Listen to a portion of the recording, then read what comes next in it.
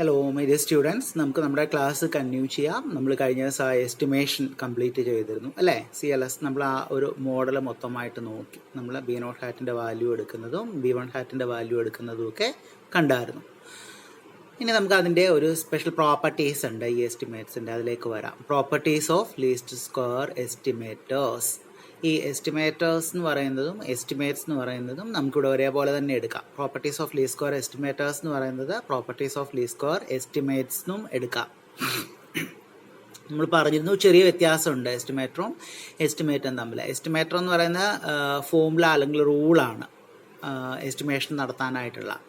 ആ ഫോമുല അല്ലെങ്കിൽ പ്രിൻസിപ്പിൾ അല്ലെങ്കിൽ റൂള് നമ്മളൊരു സാമ്പിളിലേക്ക് അപ്ലൈ ചെയ്യുമ്പോൾ നമുക്ക് സാമ്പിളിൽ നിന്ന് കിട്ടുന്ന വാല്യൂസിനാണ് എസ്റ്റിമേറ്റ്സ് എന്ന് പറയുക എന്നുള്ളത് നമ്മൾ പറഞ്ഞിരുന്നു. അപ്പോൾ ഇത് രണ്ടും നമ്മളിവിടെ ഒരേ സെൻസിൽ നമുക്ക് എടുക്കാം. ഈ ലീസ്റ്റ് സ്ക്വയർ എസ്റ്റിമേറ്റേഴ്സിന് അല്ലെങ്കിൽ ലീസ്റ്റ് സ്ക്വയർ എസ്റ്റിമേറ്റ്സിനുള്ള പ്രോപ്പർട്ടി എന്ന് തന്നെ ഇതിനെ ട്രീറ്റ് ചെയ്യാം. ഇനി ഈ പ്രോപ്പർട്ടീസിനെ റെപ്രസെൻറ്റ് ചെയ്യുന്ന ഒരു തിയറമാണ് ദി ഗോസ്-മാർക്കോവ് തിയറം. ഈ തിയറം നമ്മൾ ഒന്നുകിൽ ദ ഗോസ്-മാർക്കോവ് തിയറം എന്ന് പറയും, അല്ലെങ്കിൽ the goes-Markov least squares theorem എന്ന് പറയും. രണ്ടും പറയുന്ന ഒരേ കാര്യം തന്നെയാണ്. ഇനി ഇവിടെ എന്താ നമ്മൾ പറയുക എന്ന് പറഞ്ഞു കഴിഞ്ഞാൽ, നമ്മളിപ്പോൾ അപ്ലൈ ചെയ്ത മെത്തേഡിൽ നമ്മൾ എസ്റ്റിമേഷൻ നടത്തുകയാണെങ്കിൽ, അതായത് ലീസ്റ്റ് സ്ക്വയർ മെത്തേഡ് ഉപയോഗിച്ചിട്ടാണ് നമ്മൾ എസ്റ്റിമേഷൻ നടത്തിയത്, അങ്ങനെ കിട്ടുന്ന എസ്റ്റിമേറ്റ്സിന് വളരെ ഒപ്റ്റിമലായിട്ടുള്ള വളരെ ഐഡിയൽ എന്ന് തന്നെ പറയാൻ പറ്റുന്ന ചില സ്പെഷ്യൽ പ്രോപ്പർട്ടീസ് ഉണ്ടാവും എന്നാണ് പറയുക. Okay, the estimates obtained by applying the method of least squares possess some ideal or optimal or optimum properties. ഈ പ്രോപ്പർട്ടീസിനെയാണ് നമ്മൾ പറഞ്ഞു ഗോസ്-മാർക്കോവ് തിയറം റെപ്രസെന്റ് ചെയ്യുന്നത്. The well known goes-Markov theorem refers to these properties.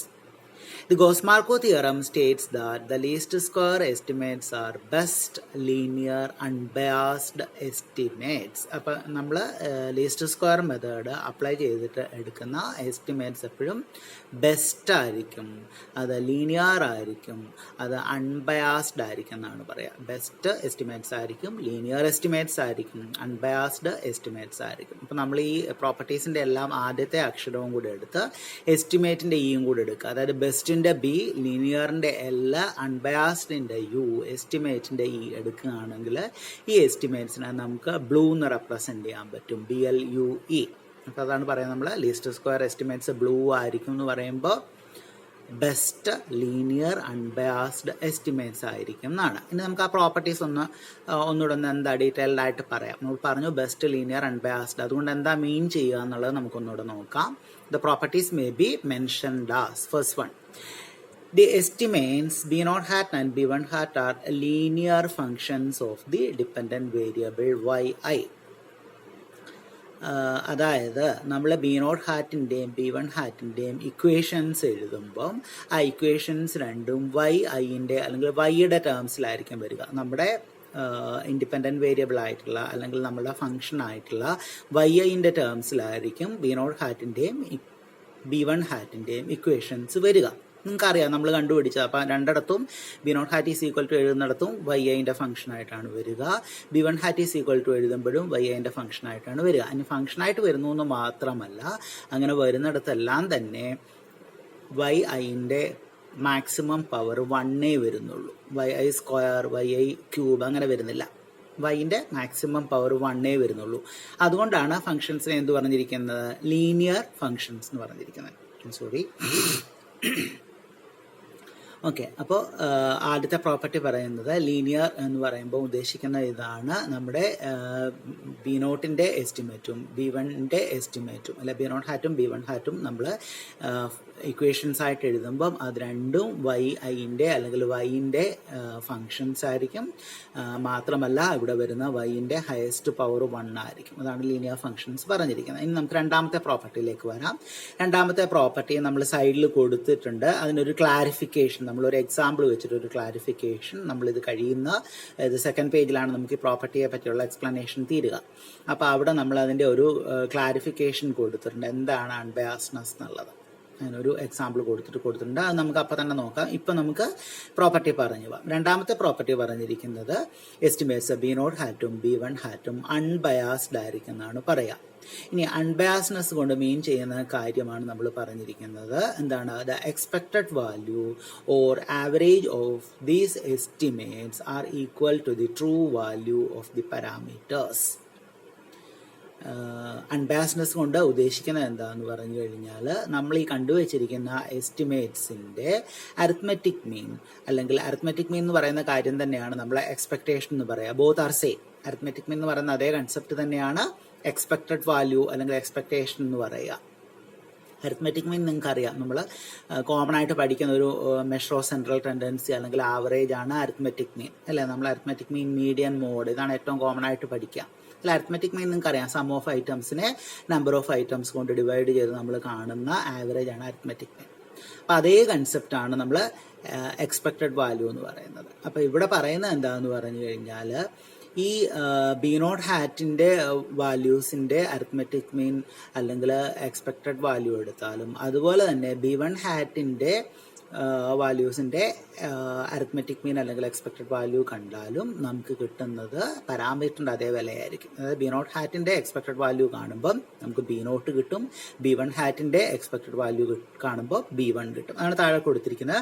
Expected value of B0 hat is equal to B0 and expected value of B1 hat is equal to B1. അപ്പോൾ അതാണ് രണ്ടാമത്തെ property, അൺബയാസ്നെസ്. അൺബയാസ്നെസ്സിൽ പറയുന്ന ഇതാണ്, എന്താണ്? നമ്മൾ ഈ least square method apply ചെയ്തിട്ട് എടുക്കുന്ന എസ്റ്റിമേറ്റ്സിൻ്റെ അല്ലെങ്കിൽ സ്റ്റാറ്റിസ്റ്റിക്സിൻ്റെ കേസിൽ അതെപ്പോഴും അൺബയാസ്ഡ് ആയിരിക്കും. അൺബയാസ്ഡ് എന്ന് പറയുമ്പം നമ്മൾ പോപ്പുലേഷനിൽ നിന്ന് സെയിം സൈസുള്ള എത്ര സാമ്പിൾ എടുക്കാൻ പറ്റുമോ അത്രയും സാമ്പിൾസ് എടുത്തിട്ട് അതിൽ നിന്നെല്ലാം തന്നെ ഈ എസ്റ്റിമേറ്റ്സിൻ്റെ വാല്യൂ കാണുകയും അങ്ങനെ കണ്ടെടുത്തിരിക്കുന്ന എസ്റ്റിമേറ്റ്സിൻ്റെ വിലകളുടെ അരിത്മെറ്റിക് മീൻ അല്ലെങ്കിൽ എക്സ്പെക്റ്റഡ് വാല്യൂ കാണുമ്പം നമുക്ക് പോപ്പുലേഷനിൽ നിന്ന് കിട്ടേണ്ട പാരാമീറ്ററിൻ്റെ വില തന്നെ കിട്ടുകയും ചെയ്യുന്നു. അതാണ് ട്രൂ വാല്യൂ ഓഫ് പാരാമീറ്റർ പറഞ്ഞിരിക്കുക. അങ്ങനെ കിട്ടുകയാണെങ്കിൽ ഈ എസ്റ്റിമേറ്റ്സിനെ നമ്മൾ അൺബയാസ്ഡ് എസ്റ്റിമേറ്റ്സ് എന്ന് പറയും. ഒന്നുകൂടെ പറയാം, നമ്മൾ പോപ്പുലേഷനിൽ നിന്ന് കാണേണ്ട വാല്യൂ ഉണ്ടാവുന്നതാണ് പാരാമീറ്റർ. അത് കാണുന്നില്ല, അതിന് പകരം നമ്മൾ സാമ്പിൾ എടുക്കുന്നു. സാമ്പിളിൽ നിന്ന് സ്റ്റാറ്റിസ്റ്റിക്കിനെ, പാരാമീറ്ററിന് പകരമുള്ള വാല്യൂവിനെ, സ്റ്റാറ്റിസ്റ്റിക്കിനെ എസ്റ്റിമേറ്റ് ചെയ്യുന്നു. ഓക്കെ, അങ്ങനെ അപ്പോൾ പോസിബിളായിട്ടുള്ള ഈ പോപ്പുലേഷനിൽ നിന്ന് പോസിബിളായിട്ടുള്ള എത്ര സെയിം സൈസുള്ള സാമ്പിൾ എടുക്കാൻ പറ്റുമോ അതേ സാമ്പിൾസ് എല്ലാം എടുക്കുകയും ആ സാമ്പിൾസിൽ നിന്നെല്ലാം തന്നെ സ്റ്റാറ്റിസ്റ്റിക്കിൻ്റെ വില കാണുകയും ചെയ്യുന്നു. അങ്ങനെ കണ്ടെടുത്ത സ്റ്റാറ്റിസ്റ്റിക്സ് വാല്യൂസിൻ്റെ എല്ലാം അരിത്മെറ്റിക് മീൻ അല്ലെങ്കിൽ എക്സ്പെക്റ്റഡ് വാല്യൂ കാണുമ്പം പോപ്പുലേഷൻ പാരാമീറ്ററിൻ്റെ അതേ വില തന്നെ കിട്ടുകയും ചെയ്യുകയാണെങ്കിൽ അങ്ങനെയുള്ള എസ്റ്റിമേറ്റ്സിനെയാണ് അൺബയാസ്ഡ് എസ്റ്റിമേറ്റ്സ് എന്ന് പറയുക. ഓക്കെ, ഇവിടെ നമുക്ക് പാരാമീറ്ററും സ്റ്റാറ്റിസ്റ്റിക്കും ഒക്കെ നമ്മൾ നേരത്തെ മെൻഷൻ ചെയ്ത കൺസെപ്റ്റാണ്. പാരാമീറ്റർ എന്ന് പറയുന്നത് പോപ്പുലേഷൻ്റെ മെഷറാണ്, അല്ലെ ഫംഗ്ഷൻ ഓഫ് പോപ്പുലേഷൻ വാല്യൂസ് ആണ്. അപ്പോൾ പോപ്പുലേഷൻ നമ്മൾ പറഞ്ഞതാണ് സെറ്റ് ഓഫ് എൻറ്റയർ ഐറ്റംസ്. നമ്മൾ കൺസിഡർ ചെയ്യുന്ന സ്റ്റഡിയിൽ ഇൻട്രസ്റ്റഡ് ആയിട്ടുള്ള എല്ലാ ഐറ്റംസിൻ്റെയും ഹോൾ ലോട്ട് ഓഫ് ഐറ്റംസിനെയാണ് നമ്മൾ പോപ്പുലേഷൻ പറയുക. ഓക്കെ, അപ്പോൾ ആ പോപ്പുലേഷനിലെ ഐറ്റംസ് വെച്ചിട്ട് നമ്മൾ കണ്ടുപിടിക്കുന്ന മെഷർ അല്ലെങ്കിൽ ഫംഗ്ഷൻ ഓഫ് പോപ്പുലേഷൻ വാല്യൂസിനാണ് പാരാമീറ്റർ പറയുക. ഇനി പോപ്പുലേഷൻ മുഴുവൻ നോക്കാണ്ട് പോപ്പുലേഷൻ്റെ ഒരു പാർട്ടായിട്ടുള്ള സാമ്പിളിനെ നോക്കിയിട്ട് ഈ സാമ്പിൾ വാല്യൂസിൻ്റെ മെഷറിനെ അല്ലെങ്കിൽ ഫംഗ്ഷൻ ഓഫ് സാമ്പിൾ വാല്യൂസിനാണ് നമ്മൾ എന്ത് പറയുക, സ്റ്റാറ്റിസ്റ്റിക് എന്ന് പറയുക. ഓക്കെ, അപ്പോൾ ഇവിടെ B0 ഹാറ്റ് അൺബയാസ്ഡ് എസ്റ്റിമേറ്റ് എന്ന് പറയുമ്പോൾ മീൻ ചെയ്യുന്നത് എന്താണെന്ന് പറഞ്ഞു കഴിഞ്ഞാൽ, നമ്മൾ പോപ്പുലേഷനിൽ നിന്ന് നമുക്ക് കിട്ടേണ്ട വാല്യൂ B0 ആണ്. അതാണ് പാരാമീറ്റർ. നമ്മൾ പോപ്പുലേഷൻ മുഴുവൻ പഠിക്കുന്നില്ല, മുഴുവൻ അനലൈസ് ചെയ്യുന്നില്ല. പോപ്പുലേഷനിൽ നിന്ന് ഒരു പാർട്ടിനെ എടുത്ത്, അതാണ് സാമ്പിൾ, അതിൽ നിന്ന് നമ്മൾ sample statistic parameter, population parameter ആയിട്ടുള്ള B0 പകരമുള്ള sample statistic B0 hat കാണുന്നു. അപ്പം ലീസ്റ്റ് സ്ക്വയർ മെത്തേഡ് അപ്ലൈ ചെയ്തിട്ടാണ് B0 ഹാറ്റ് കാണുന്നതെന്ന് വിചാരിക്കുക. അങ്ങനെയാണെങ്കിൽ നമ്മൾ നമ്മുടെ പോപ്പുലേഷനിൽ നിന്ന് പോസിബിൾ ആയിട്ടുള്ള എത്ര സാമ്പിൾസ് നമുക്ക് എടുക്കാൻ പറ്റുമോ, ഒരേ സൈസുള്ള സെയിം സൈസുള്ള എത്ര സാമ്പിൾസ് എടുക്കാൻ പറ്റുമോ അത്രയും സാമ്പിൾസ് എടുത്തിട്ട് അതിൽ നിന്ന് നമ്മൾ B0 ഹാറ്റിൻ്റെ വാല്യൂ എടുക്കുക. ആ വാല്യൂസിൻ്റെ എല്ലാം കൂടെ അരിത്മെറ്റിക് മീൻ അല്ലെങ്കിൽ എക്സ്പെക്റ്റഡ് വാല്യൂ, അതാണ് E ഓഫ് B0 ഹാറ്റ് കൊടുത്തിരിക്കുന്നത്, കാണുമ്പോൾ എന്ത് തന്നെ കിട്ടും, B0 പോപ്പുലേഷൻ പാരാമീറ്ററിൻ്റെ വില തന്നെ കിട്ടും. അത് തന്നെയാണ് B1 ഹാറ്റിൻ്റെയും പറഞ്ഞിരിക്കുന്നത്. പോപ്പുലേഷൻ പാരാമീറ്റർ എന്ന് പറയുന്നത് B1 ആണ്. നമ്മൾ പോപ്പുലേഷൻ മുഴുവൻ പഠിക്കാണ്ട് പോപ്പുലേഷനിൽ നിന്ന് എടുത്ത സാമ്പിളിൽ നിന്നും B1 എന്നുള്ള പാരാമീറ്ററിന് പകരമുള്ള സ്റ്റാറ്റിസ്റ്റിക്കിനെ എസ്റ്റിമേറ്റ് ചെയ്യുന്നു. ഓക്കെ, നമ്മൾ ലീസ്റ്റ് സ്ക്വയർ മെത്തേഡിൽ എസ്റ്റിമേഷൻ നടത്തുന്നു. അങ്ങനെയാണെങ്കിൽ പോപ്പുലേഷനിൽ നിന്ന് സെയിം സൈസുള്ള എത്ര പോസിബിൾ സാമ്പിൾസ് ഉണ്ടോ അത്രയും സാമ്പിൾസ് എടുത്തിട്ട് അതിൽ നിന്നെല്ലാം B1 ഹാറ്റ് കണ്ടിട്ട് ഈ B1 ഹാറ്റിൻ്റെ എല്ലാം കൂടെ അരിത്മെറ്റിക് മീൻ അല്ലെങ്കിൽ എക്സ്പെക്റ്റഡ് വാല്യൂ കണ്ടാൽ നമുക്ക് B1 തന്നെ കിട്ടും. അതാണ് അപ്പോൾ സെക്കൻഡ് പ്രോപ്പർട്ടി അൺബയാസ്ഡ് എസ്റ്റിമേറ്റ്സ് ആയിരിക്കും. ഇനി മൂന്നാമതൊരു പ്രോപ്പർട്ടിയും കൂടെയാണ് പറഞ്ഞിരിക്കുന്നത്. എന്താണ്? ഈ എസ്റ്റിമേറ്റ്സിന് B0 ഹാറ്റിൻ്റെ എസ്റ്റിമേറ്റിനും അല്ലെങ്കിൽ B0ൻ്റെ എസ്റ്റിമേറ്റായ B0 ഹാറ്റിനും B1ൻ്റെ എസ്റ്റിമേറ്റായ B1 ഹാറ്റിനും എന്തായിരിക്കും? They are having the minimum variance. അപ്പോൾ അതിൻ്റെ വേരിയൻസ് എത്രയായിരിക്കും? ഏറ്റവും ചെറിയ വേരിയൻസ് ആയിരിക്കും. വേരിയൻസ് എന്ന് പറയുമ്പോൾ സ്പ്രെഡാണ്, ഐറ്റത്തിൽ നിന്നുള്ള ഡീവിയേഷൻസ് ആണ്, ഡിസ്പേർഷൻ ആണ് എന്തെന്ന് പറയുന്നത് വേരിയൻസ്. അപ്പോൾ ഈ എസ്റ്റിമേറ്റ്സിൻ്റെ വേരിയൻസ് മിനിമം അല്ലെങ്കിൽ ലോവസ്റ്റ് അല്ലെങ്കിൽ ലീസ്റ്റ് ആയിരിക്കും. ഓക്കെ, അപ്പോൾ ഒരു എസ്റ്റിമേറ്റിൻ്റെ വേരിയൻസ് ലോവസ്റ്റ് അല്ലെങ്കിൽ ലീസ്റ്റ് അല്ലെങ്കിൽ മിനിമം ആണെങ്കിൽ അങ്ങനെയുള്ള എസ്റ്റിമേറ്റിനെ നമ്മൾ ബെസ്റ്റ് എസ്റ്റിമേറ്റ് എന്നാണ് പറയുക, അല്ലെങ്കിൽ മോസ്റ്റ് എഫിഷ്യൻറ്റ് എസ്റ്റിമേറ്റ് എന്ന് പറയും. അതാണ് ബ്രാക്കറ്റിൽ കൊടുത്തിരിക്കുന്നത്. An unbiased estimator with minimum or least variance is known as the best estimator or the most efficient estimator. അപ്പം നമ്മുടെ എസ്റ്റിമേറ്റ്സ് ഇവിടെ ബെസ്റ്റ് ആയിരിക്കും, മിനിമം വേരിയൻസ് ആയിരിക്കും. B0 ഹാറ്റിനും B1 ഹാറ്റിനും മിനിമം വേരിയൻസ് ആയിരിക്കും. ഓക്കെ, അപ്പം ഇതാണ് ഗോസ്-മാർക്കോ തിയറത്തിൻ്റെ ക്രക്സ് എന്ന് പറയുന്നത്. അത് നമ്മൾ ഒരു സ്റ്റേറ്റ്മെൻ്റ് ആയിട്ട് ആ തിയറത്തിൽ പറഞ്ഞിരിക്കുന്ന പോലെ തന്നെ ഒരു സ്റ്റേറ്റ്മെൻ്റ് ആയിട്ടാണ് താഴെ കൊടുത്തിരിക്കുന്നത്. The GIST of goes-Marco theorem can be stated as follows. നമ്മൾ ഇൻവെർട്ടഡ് കോമയിലാണ് കൊടുത്തിരിക്കുന്നത്. തിയറിയിൽ പറഞ്ഞിരിക്കുന്ന പോലെ തന്നെ given the assumptions of classical linear regression model, the least square estimators in the class of unbiased linear estimators have minimum variance. That is, they are blue. Best linear unbiased estimates ആണ് blue കൊണ്ട് ഉദ്ദേശിക്കുന്നത്. അപ്പോൾ ഈ തിയറത്തിൽ പറഞ്ഞിരിക്കുന്ന ഇതാണ്, നമ്മൾ classical linear regression മോഡലിന് കുറേയേറെ അസംഷൻസ് പറഞ്ഞിരുന്നു. ഈ അസംഷൻസ് എല്ലാം സാറ്റിസ്ഫൈ ചെയ്തുകൊണ്ട് നമ്മൾ എസ്റ്റിമേറ്റ്സിനെ ലീസ്റ്റ് സ്ക്വയർ എസ്റ്റിമേറ്റ്സിനെ എടുക്കുകയാണെങ്കിൽ അത് ഏത് ക്ലാസ്സിലായിരിക്കും വരിക? അത് എല്ലായ്പ്പോഴും അൺബയാസ്ഡ് ആയിരിക്കും, അത് ലീനിയർ ആയിരിക്കും. അപ്പോൾ അൺബയാസ്ഡ് ലീനിയർ എസ്റ്റിമേറ്റേഴ്സിൻ്റെ ക്ലാസ്സിൽ വരുന്ന ഈ ലീസ്റ്റ് സ്ക്വയർ എസ്റ്റിമേറ്റേഴ്സിൻ്റെ വേരിയൻസ് എന്തായിരിക്കും? മിനിമം ആയിരിക്കും എന്ന് പറയുമ്പോൾ അത് ബെസ്റ്റ് ലീനിയർ അൺബയാസ്ഡ് എസ്റ്റിമേറ്റേഴ്സ് ആയിരിക്കും എന്നാണ് പറയുക, അല്ലെങ്കിൽ എസ്റ്റിമേറ്റ്സ് ആയിരിക്കും എന്നാണ് പറഞ്ഞിരിക്കുന്നത്. ഇനി ഈ പ്രോപ്പർട്ടീനെ നമുക്ക് ഈ മിനിമം വേരിയൻസ് അല്ലെങ്കിൽ ബെസ്റ്റ് എന്ന് പറയുന്ന പ്രോപ്പർട്ടീനെ നമുക്കൊരു ഗ്രാഫ് ഉപയോഗിച്ചിട്ട് ഒന്ന് എക്സ്പ്ലെയിൻ ചെയ്യാൻ പറ്റും. അടുത്ത നമ്മളതാണ് നോക്കുക. Okay, this can be explain with the help of figures. ഈ ലീസ്റ്റ് സ്ക്വയർ എസ്റ്റിമേറ്റ്സ് ബെസ്റ്റ് ആയിരിക്കും അല്ലെങ്കിൽ മിനിമം വേരിയൻസ് ആയിരിക്കും എന്നുള്ളതിനെ നമുക്ക് ഫിഗർ വെച്ചിട്ടൊന്ന് നോക്കാം. Suppose we have two estimates, B1 hat obtained by applying method of least squares and B1 star obtained by some other method. ഇവിടെ നമ്മൾ ഒരേ സമയം രണ്ട് എസ്റ്റിമേറ്റ്സിനെ എടുക്കുക. നമ്മൾ നേരത്തെ പറയുന്ന B0ന്റെ കേസും B1ന്റെ കേസും പറഞ്ഞു. ഇവിടെ നമ്മൾ ഉദാഹരണം ഒരെണ്ണം മാത്രം വെച്ചിട്ട് എക്സ്പ്ലെയിൻ ചെയ്യുകയാണ്. നമ്മൾ B1 ന്റെ എസ്റ്റിമേറ്റ് മാത്രം എടുക്കുന്നു. B1 ഇവിടെ നമ്മൾ രണ്ട് എസ്റ്റിമേറ്റ് കൺസിഡർ ചെയ്യുന്നു. B1 എന്ന് പറയുന്ന പോപ്പുലേഷൻ പാരാമീറ്ററിന് പകരം നമ്മൾ എസ്റ്റിമേറ്റ്സ് എടുക്കുകയാണ്. അപ്പോൾ ലീസ്റ്റ് സ്ക്വയർ മെത്തേഡ് അപ്ലൈ ചെയ്തിട്ട് നമുക്ക് കിട്ടുന്ന എസ്റ്റിമേറ്റിന് നമ്മൾ B1 ഹാറ്റ് കൊടുത്തിരിക്കുന്നു. നിറയെ മെത്തേഡ്സ് ഉണ്ട് എസ്റ്റിമേഷൻ നടത്താനായിട്ട്. നമുക്ക് least square method, method of maximum likelihood, method of inverse probability, method of minimum variance, അങ്ങനെ പല മെത്തേഡുകളുണ്ട്. അപ്പോൾ അതിൽ വേറെ ഏതെങ്കിലും ഒരു മെത്തേഡ് അപ്ലൈ ചെയ്തിട്ട് എടുക്കുന്ന ഒരു എസ്റ്റിമേറ്റ് ആണ് B1 സ്റ്റാർ എന്ന് വിചാരിക്കുക. അപ്പോൾ നമ്മൾ രണ്ട് എസ്റ്റിമേറ്റ്സിനെ എടുക്കുന്നു. ഒരെണ്ണം B1 ഹാറ്റ് ആണ്. B1 ഹാറ്റ് എന്ന് പറയുന്ന ലീസ്റ്റ് സ്ക്വയർ മെത്തേഡ് അപ്ലൈ ചെയ്തിട്ട് എടുത്തിരിക്കുന്ന എസ്റ്റിമേറ്റ് ആണ്. ഇനി മറ്റൊരു എസ്റ്റിമേറ്റിനെ കൂടെ നമ്മൾ കൺസിഡർ ചെയ്യുന്നു. ലീസ്റ്റ് സ്ക്വയർ മെത്തേഡ് അല്ലാണ്ട് ഡിഫറൻ്റ് ആയിട്ടുള്ള മറ്റൊരു മെത്തേഡ് അപ്ലൈ ചെയ്തിട്ട് ഒബ്റ്റൈൻ ചെയ്തിരിക്കുന്ന ഒരു എസ്റ്റിമേറ്റ് ആണ് B1 സ്റ്റാർ. ഓക്കെ, ഇനി ഇവിടെ ഇത് രണ്ടും എന്താണ്? ലീനിയർ ഫംഗ്ഷൻസ് ആണ്. Both of them are linear functions of y. ഇവിടെ നമ്മുടെ ഈ കേസിൽ B1 ഹാറ്റ് നമുക്ക് ഓൾറെഡി അറിയാം, വൈൻ്റെ ലീനിയർ ഫംഗ്ഷൻ ആണ്. നമ്മുടെ ഈ കേസിൽ B1 സ്റ്റാറും വൈയുടെ ലീനിയർ ഫംഗ്ഷൻ ആണെന്ന് വിചാരിക്കാം. And both of them are unbiased also. രണ്ടും അൺബയാസ്ഡുമാണ് എന്ന് വിചാരിക്കാം. അതായത് B1 ഹാറ്റിന്റെ എക്സ്പെക്ടഡ് വാല്യൂ കണ്ടാലും നമുക്ക് എന്ത് തന്നെ കിട്ടും? B1 തന്നെ വരും. B1 സ്റ്റാറിന്റെ എക്സ്പെക്ടഡ് വാല്യൂ കണ്ടാലും B1 തന്നെ വരും. അപ്പൊ ഇത് രണ്ടും ലീനിയർ ആണ്, വൈയുടെ ലീനിയർ ഫംഗ്ഷൻസ് ആണ്, രണ്ടും അൺബയാസ്ഡ് ആണ്. ഓക്കെ, അപ്പൊ അതാ നമുക്കൊന്ന് നോക്കാം. അതായി പറഞ്ഞ പ്രോപ്പർട്ടി തന്നെയാണ് കൊടുത്തിരിക്കുന്നത്. എന്താണ്? Both are linear functions of y പറഞ്ഞു. അത് കഴിഞ്ഞിട്ട് നമ്മൾ പറഞ്ഞിരിക്കുന്നത് both of them are unbiased also. That is expectation or mean of both of these estimates are equal to the true value of the parameters. കൊടുത്തിട്ടുണ്ട്. നമ്മൾ expectation of B1 hat കണ്ടാലും നമുക്ക് B1 വരും, എക്സ്പെക്ടേഷൻ ഓഫ് B1 സ്റ്റാർ കണ്ടാലും B1 തന്നെയാണ് വരിക. ഇനി നമുക്ക് ഗ്രാഫ് എടുത്തിട്ട് നോക്കാം എന്താണെന്നുള്ളത്.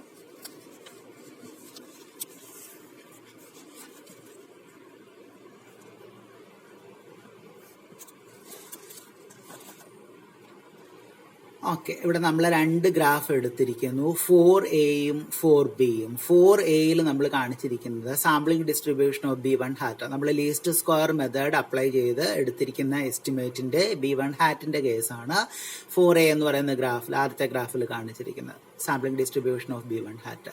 രണ്ടാമത്തെ ഗ്രാഫിൽ 4Bയിൽ കാണിച്ചിരിക്കുന്നത് sampling distribution of B1 star ആണ്. മറ്റേ ഒരു മെത്തേഡ് അപ്ലൈ ചെയ്തിട്ട്, ഏതെങ്കിലും ഒരു മെത്തേഡ്, ലീസ്റ്റ് സ്ക്വയർ അല്ലാണ്ടുള്ള ഏതെങ്കിലും ഒരു മെത്തേഡ് അപ്ലൈ ചെയ്തിട്ട് എടുത്തിരിക്കുന്ന എസ്റ്റിമേറ്റിന്റെ പ്രോബബിലിറ്റി ഡിസ്ട്രിബ്യൂഷൻ ആണ്, സാമ്പിളിംഗ് ഡിസ്ട്രിബ്യൂഷൻ ആണ് നമ്മൾ രണ്ടാമത്തെ 4Bയിൽ കാണിച്ചിരിക്കുന്നത്. ഇനി from the figures 4A and 4B it is clear that the